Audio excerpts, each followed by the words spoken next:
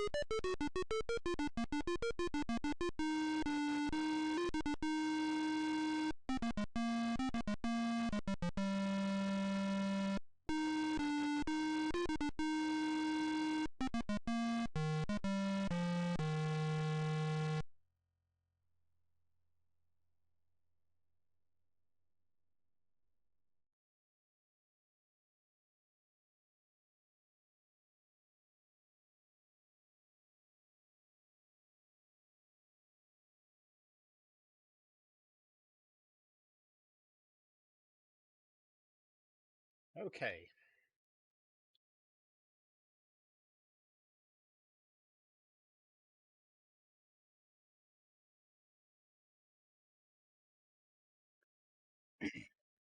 As you will recall in our last chapter, you had just foiled the Syrians' Finnish plot to rule the galaxy by using the Star Generator as their weapon of destruction. You became a hero by saving countless lives and returning the Star Generator technology into safe hands. Life was beautiful. But heroes come and go, and people soon forget. Soon forgot. Your celebrated herodom slowly fades, leaving you, once again, a janitor. The promotion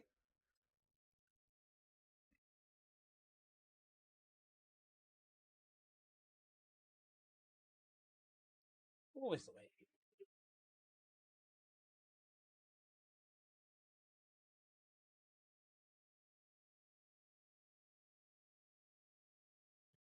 The promotion to head janitor was no consolation, especially since you're the only member of the janitorial staff, nor was a transfer to Orbital Station 4. Sweating like a pork beast in a pressure suit while relocating space debris in zero gravity just wasn't your idea of a good time. Life sucks again.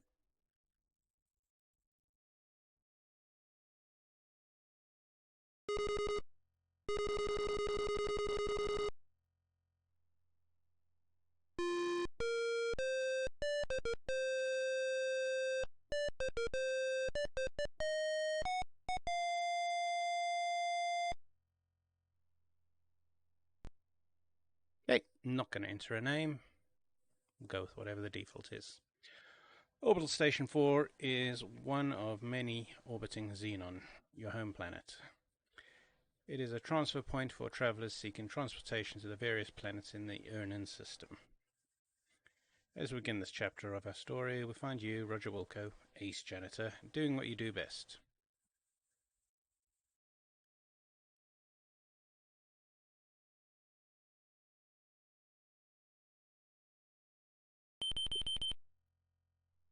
A beep emanates from your wristwatch. You release your grip on the broom.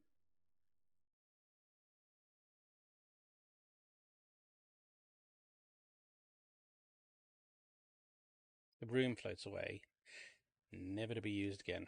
That makes a third one this week. Wait till your boss finds out.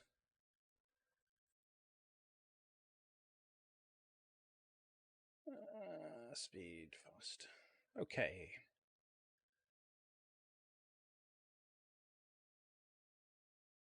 Station. Let's look at my watch.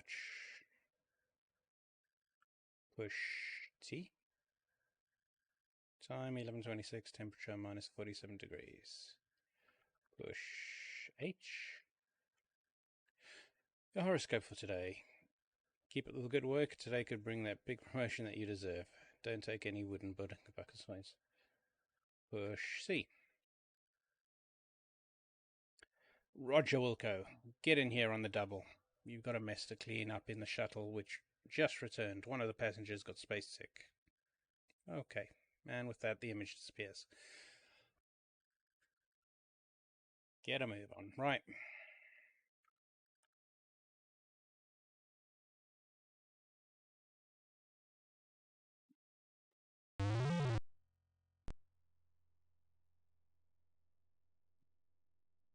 And all the decontamination.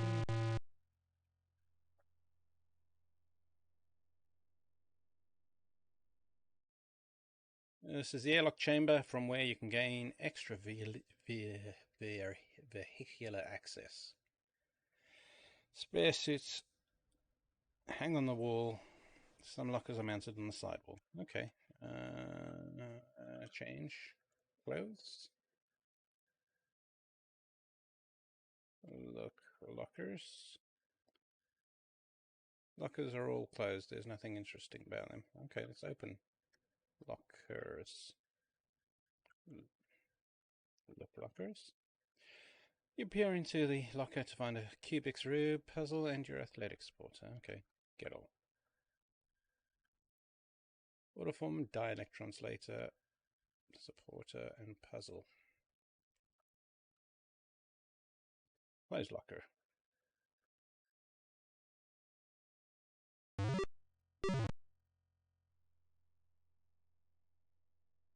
About time you got in here, Roger Wilco. Head for the shuttle bay on the double. I'm warning you, you're on the last leg around here, bud. One more screw up in your history.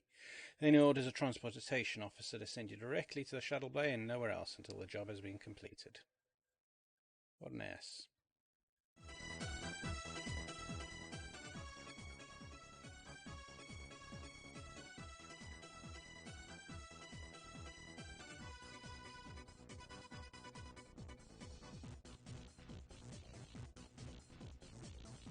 You're in the transportation control room of the orbital station. The room is abuzz with activity and has a technician's monitor. The Xenon Orbital Station 4 operations. Pneumatic transport tube is accessible from the walkway above. Oh, can you give me the time answer? Okay. Good time to save.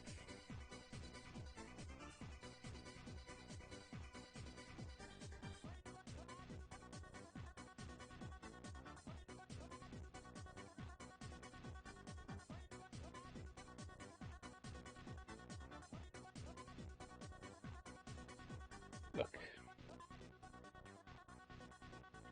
You are in the orbital station shuttle bay. A shuttle fresh from a passenger drop-off on Xenon is refueling for its next trip. A pneumatic transfer tube is accessible from the walkway. A refueler replenishes the shuttle supply. The refueler. Not much to look at. The refueler is just a rectangular structure which bears a pressure gauge and a hose outlet for the transfer of fuel. Hose is currently hooked to a shuttle. Look, hose, nothing special. It merely provides a means of routing fuel from the refueler to the vessel. Oh, they went overboard. Look, stairs. The stairs are a series of evenly spaced horizontal planes used for the gradual adjustment of one's relative elevation. Good to know. Okay. You enter the shuttle and start sniffing around for the mess you must clean. You're surprised to find that the shuttle is not empty. There are two extremely ugly suckers walking towards you. Hey, what the bleep? Ow, whack, bink, thud. Your protest is cut short as two interstellar ruffians proceed to thump you unconscious. Everything fades. Time passes. More time passes. Strange dream turns into a realization that you are being shaken and talked to by a voice unfamiliar to you. A dull ache triggers a distant memory of a scuffle in which you were the focal point. Upon awakening from your forced rest, it becomes quite apparent that you aren't in Kansas Xenon anymore. You find that you are being held upright and under physical restraint from both sides by, you guessed, the galactic goons you met on the shuttle. As the eyes dial into focus, you make an oddly disfigured being seated before you. A sagging mass of flesh that appears to have one time been human. Tubes and wires extend from his body, leading to machines which keep him alive. Suddenly his visage stirs and he begins to speak. Well, well, did we have a nice nap? I thought we would have to resort to drastic measures to wake you. Oh well. Welcome to our this reading is hard work. Welcome to my humble fortress, Roger Wilco. The name's Valhall, Sludge Valhall. I was the genius between the star generator when it was still in its concept stages. Sure, in Space Quest 1 it was called Slash Valhall. I must have changed his name and retconned this in. Right. It was to be my ultimate war weapon until some sissy pants scientists decided it would be better used saving lives rather than destroying them. What a waste of technology. Excuse me if I sound bitter. Anyway, you ruined my Saurian operation. I was going to use a star generator to make the Xenon pay for what they did to me. They were going to know my wrath in a big way. You somehow managed to change all that. Oh, I suppose I should have known better than to use those mental midget Saurians. That's not the point, however. You are responsible and you shall pay. Besides, I have another plan, and you'll not be around to foil it. I have devised a plan so horrible, so frightening, so diabolical, that no one will be able to stop me. Observe my latest creation. I intend to infest your planet with thousands of these genetically engineered door-to-door life insurance salesmen. I will at last reap my sweet revenge from the scientific community that mocked me. My plan was to kill you, but I've had a change of heart. Get it? He peers down at the hoses protruding from his chest and connected to a life support system. Forgive me, I'm a kidder. Okay, I'm gonna... Decided I would get much more enjoyment watching you suffer. My associates will escort you to the surface of Labion, where you will perform many painful hours of manual labor in my mines. Be seeing you. An injection renders you unconscious. Your drug carcass is loaded onto a shuttle. Upon reviving it, you look through the viewing port to see Valhall's massive asteroid fortress getting smaller.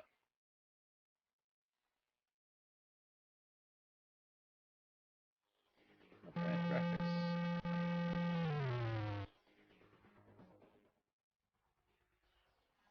After touching down on a giant landing platform, you are ushered to a hovercraft waiting to transport you to the mining site. Utter despair sets in.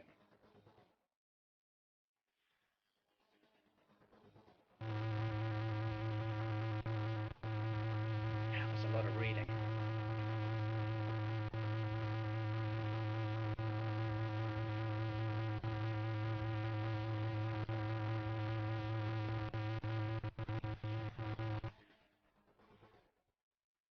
Being Cortana, okay. Uh-oh. Oh, great. I suppose we're out of fuel. Way to go, Gorf Breath. Don't blame me. It was your turn to fill up. You're always forgetting to do it. Wait till the master finds out. You're in big trouble. Hey, don't talk to me that way, you slime bucket. I filled it last time. Dip. I wonder what the next word was. The argument between the two gods is cut short as gravity reasserts itself.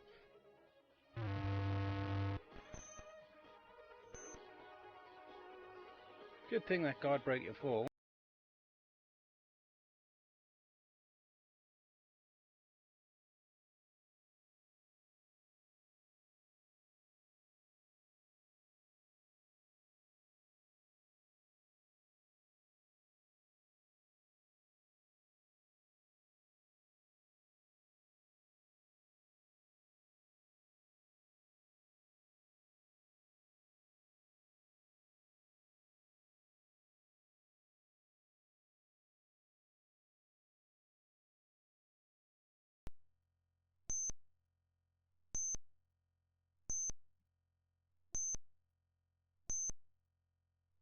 Alright, what are we going to do?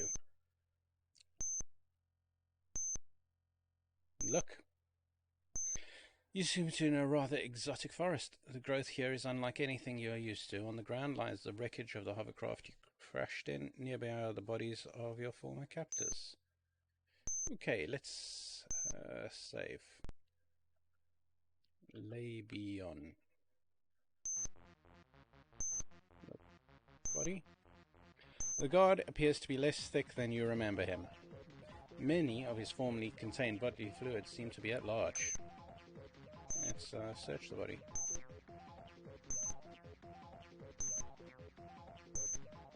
Search body. You search grotesque body to find a small, thin, magnetic card. It looks like a key card. You seem to recall seeing one somewhere in the past. Get card. Right, the Easter egg. Fuck a dead body. You're one twisted mofo. The only other person I know who would try that is Mark Crow. And Mark Crow didn't know that was in the game for at least 20 years as far as I know, according to the Space Quest historian at any rate. Okay, look. Craft. Hovercraft has been reduced to a mound of twisted wreckage. Everything that was straight is bent, everything that was bent is benter. There appears to be no salvageable parts. Look, beeping.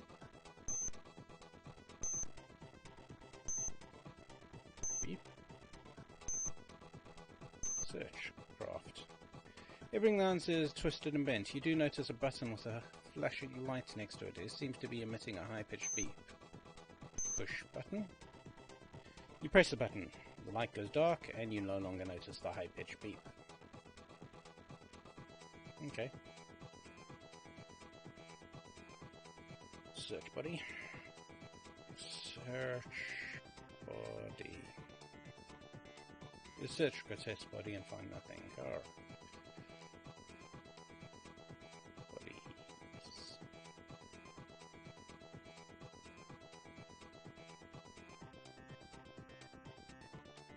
Let's play the music a bit.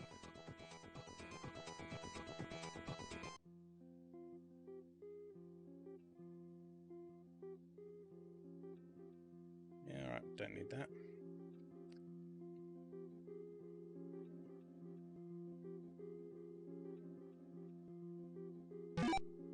Suddenly, from somewhere to the east, you hear a twang followed by a high-pitched shriek. Let's go check out the east. Ah, look at the guy. Look. You're in another area of the forest. The growth seems to be getting heavier here. Okay. Oh, look. Guy? The little creature caught in the snare has thick-looking pinkish skin. He looks to be less than a meter tall. He doesn't seem to be too thrilled with his predicament. Help, guy? No, help, guy? Untie? Creature?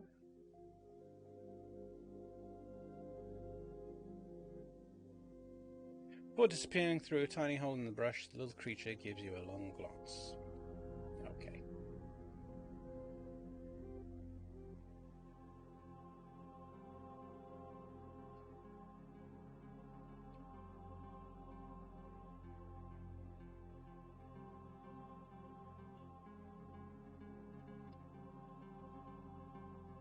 What's my inventory? Order form, supported dielectron set. Turn on translator. You hear something that sounds not unlike the hovercraft you wrecked in. There's no need to mess with that. Okay. Let's hide behind the tree. Okay. Ew, that was a tense moment. Bohol's thug failed to spot you and is off to search somewhere else.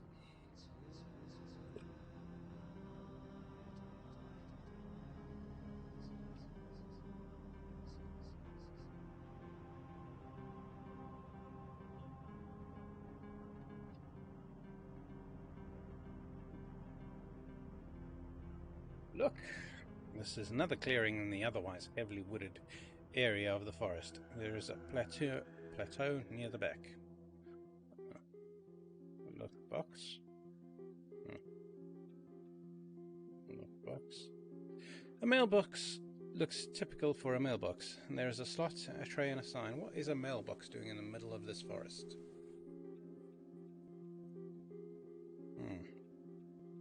Mail the form. You drop the order form into the box. Mailbox hums and buzzes for a while, then an object of some sort drops into the tray at the base of the box. The machine goes silent.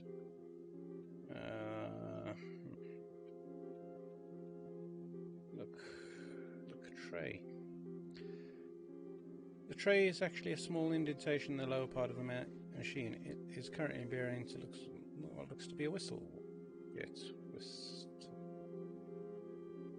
Okay. Well.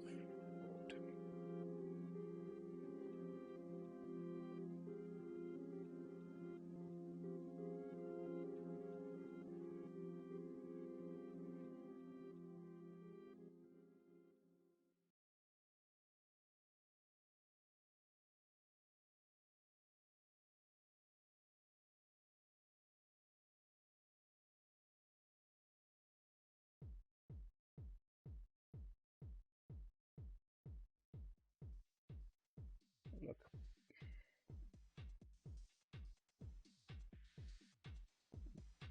Pod. Spores are light blue and bulb shaped. They seem to be loosely attached to the ground. Okay. Get bulb. Get pod. Take possession of one of the spores. Being careful not to mistakenly break it open. That's okay.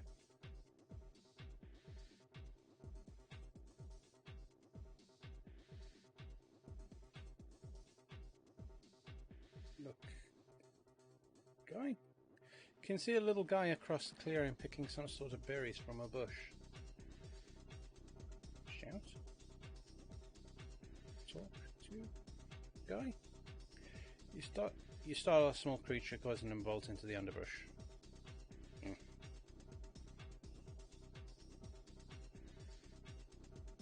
Gonna die a lot.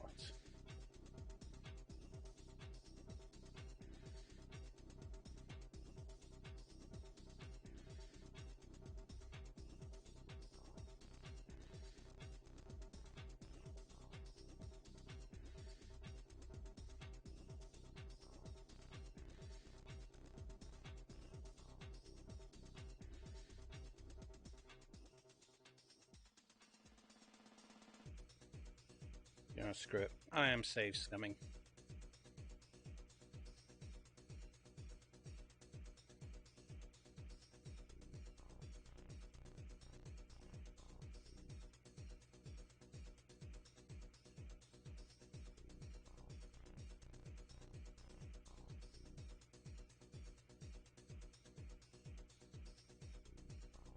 There we go.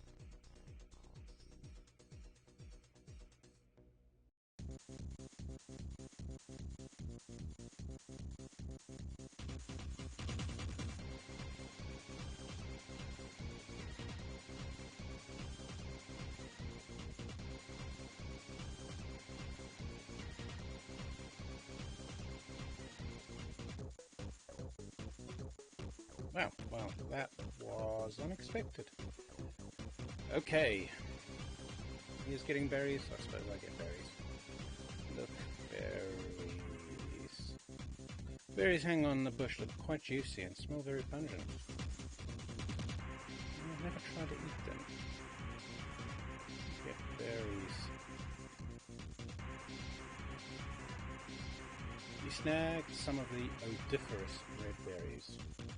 Get berries. Eat berries. You get them in your mouth and notice the pungent scent. Wisely, you change your mind. Okay.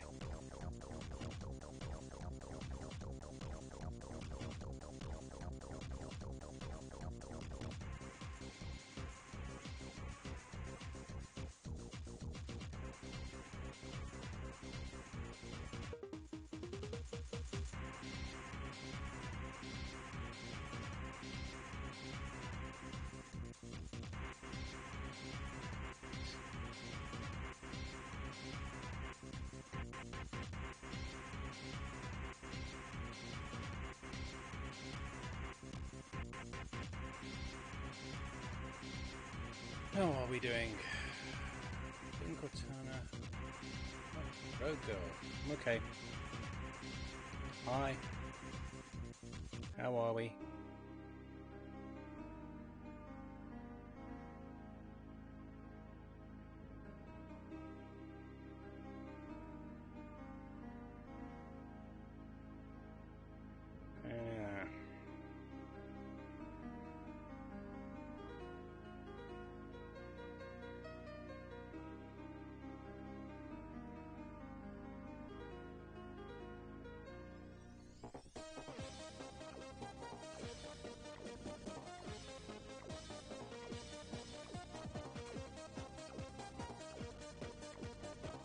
There we go.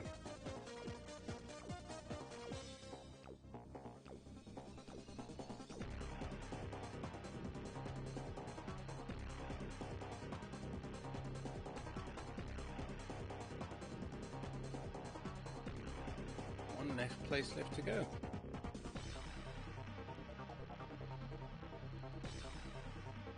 Yeah.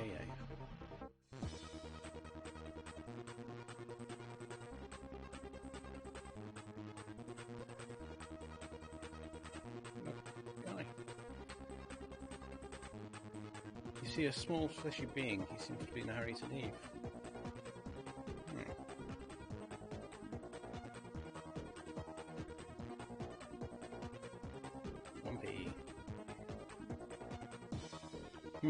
Rump, berries, and skin. You rub the berries all over your body. You now smell like a walking ammonia inhalant. A second, just searching for something.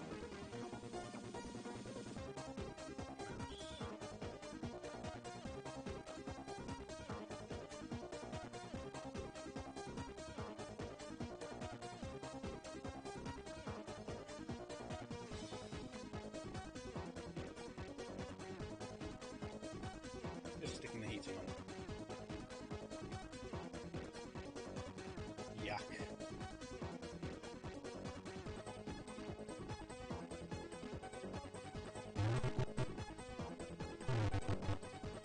Well, that's not going to be healthy.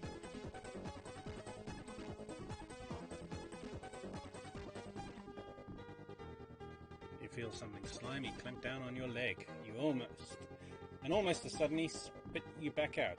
You distinctly hear the sounds of aquatic gagging and retching. Evidently you had a bad aftertaste from the berries.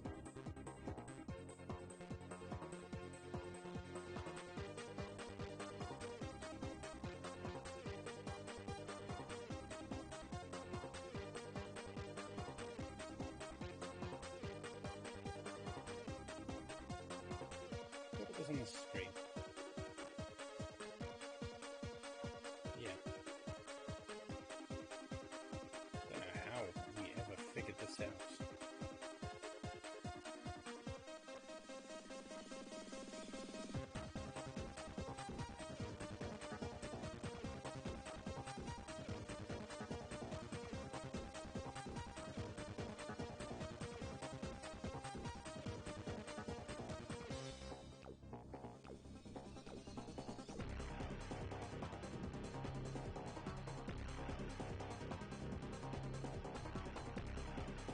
What is it?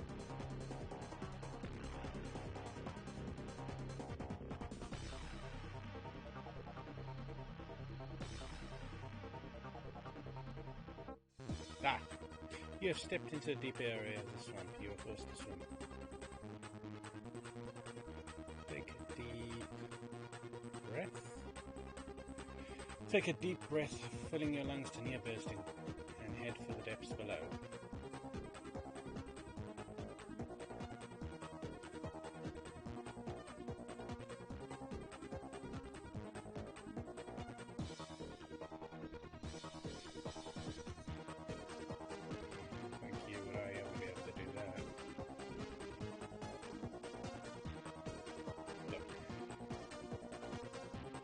Grotto below the swamp.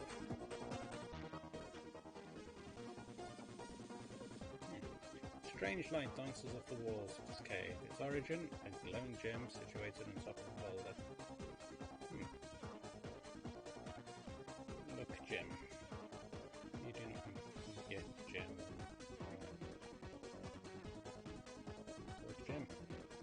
The glowing gem provides a gentle illumination.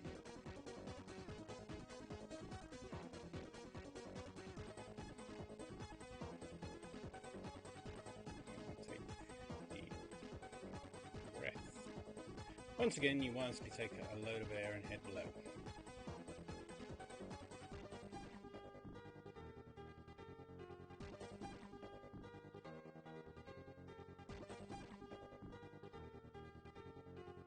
There we go. You've gone out of the deep spot and are back on your soggy feet. Lovely.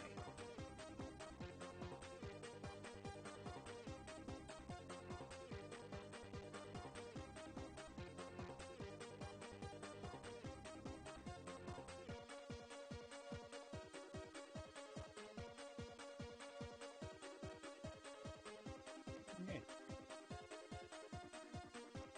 No, swampy.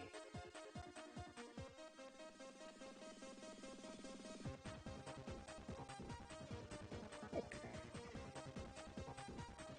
Look. We're in a lightly forested area. A large fissure nearby seems to lead straight down. Alright. How long have I been going for? 47 minutes. Give it another 10-15 minutes and then I'm going to bed. Let's climb. Tree. The tree is dead and seems to be free of the slick secretions some of the others generate. You begin to shinny your way up the snag. Hello. Hello. Crack. Oof. Holy logjams, Batman, you almost ate the big one.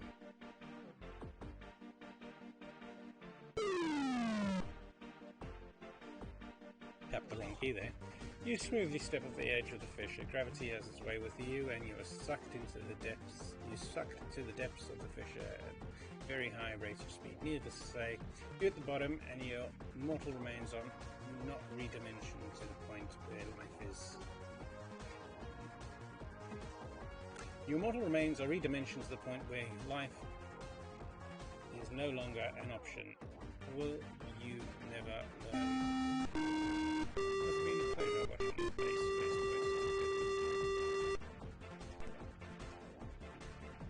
Try that again.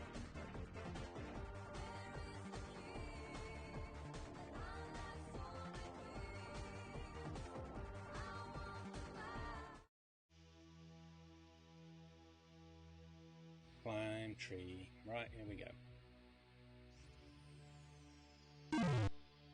Oof. Early log jams. Off we go. I think we survived at that time.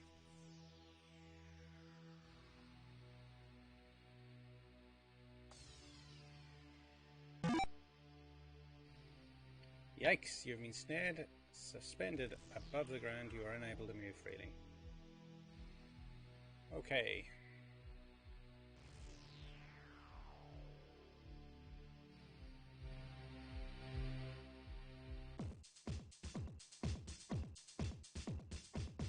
After a while, the cerebral fireworks begin. Capillaries begin to burst under the strain. You pass out. Do a lot of passing out in this game. Once again, time passes. And then some more time passes. While unconscious, you have the strangest dreams. Imagine that your name is Larry.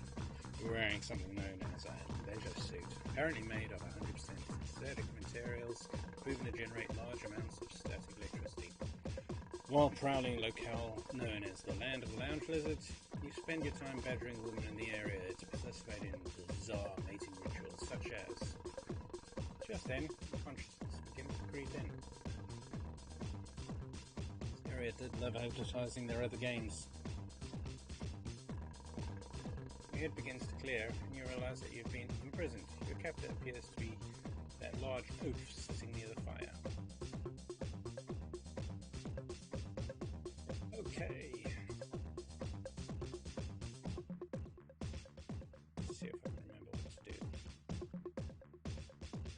Spore. Right. Shout it all out. God, yell.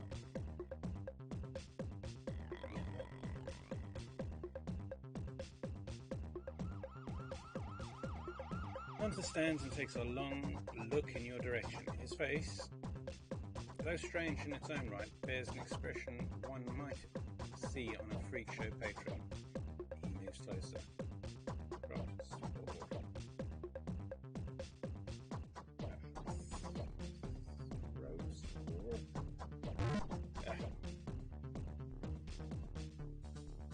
On impact with the ground, the spore opens and spews its dust into the air. The hunter falls to the ground paralyzed.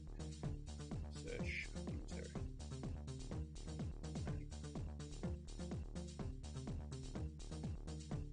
You search a large, not to mention uncleansed, body of the hunter.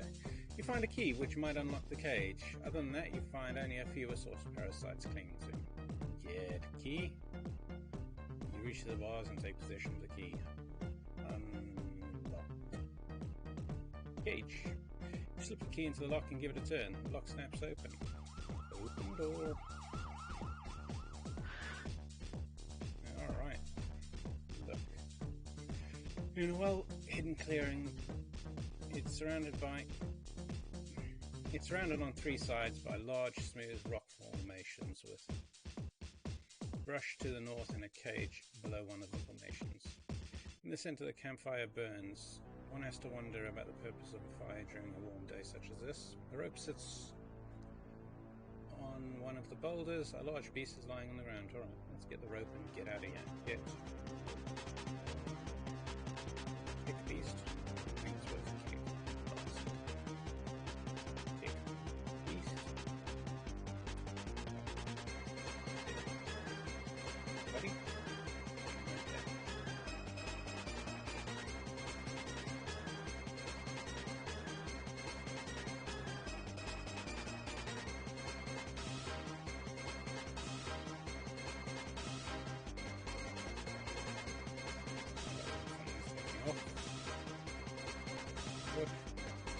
At the edge of the forest, the boundary is a sheer cliff to the east side of the area.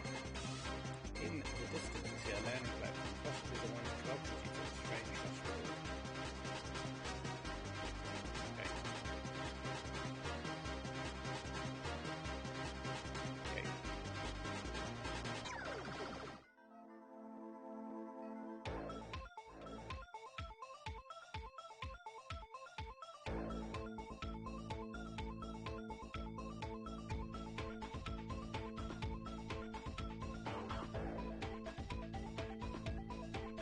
Jeez.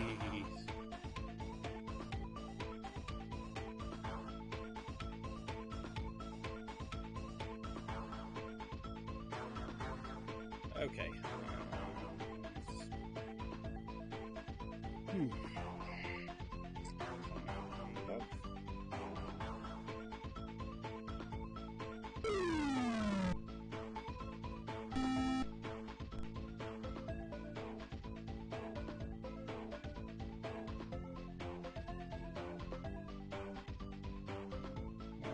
Rope to log.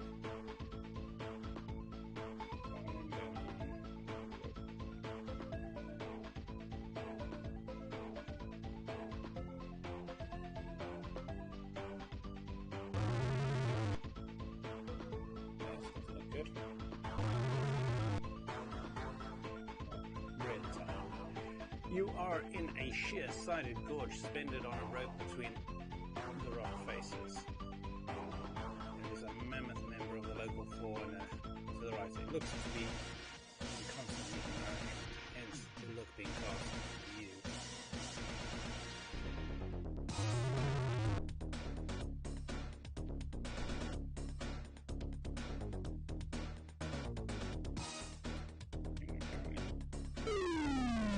Well, that didn't work. You release your grip on the rope. This has a negative effect on your resistance to the Earth's gravity. Swing. There we go.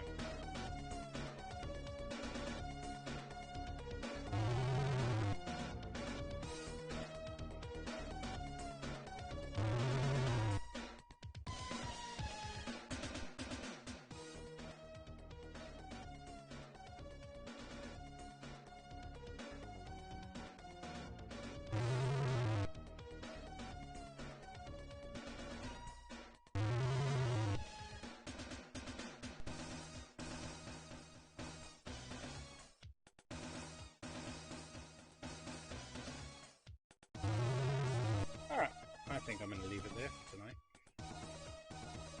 Thank you very much for watching. Or watching the replay. Yes, we've got a few people in here.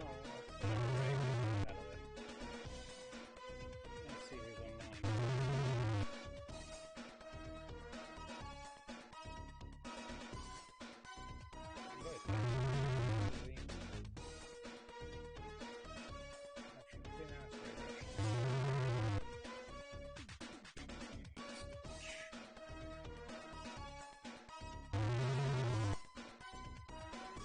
Alright. Thank you very much.